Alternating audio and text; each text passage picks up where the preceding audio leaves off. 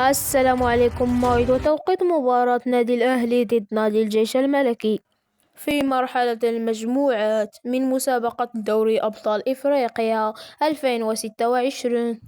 والقنوات الناقلة لهذه المباراة. قبل معرفة التوقيت المرجو الاشتراك في القناة ليصلك كل جديد.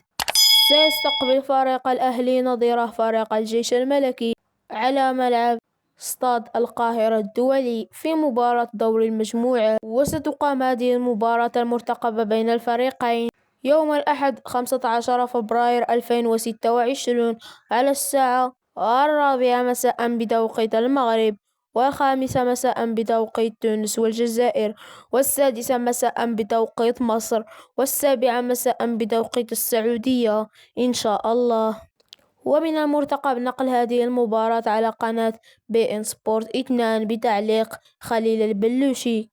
ولا تنسى أن تخبرنا بتوقعاتك لهذه المباراة.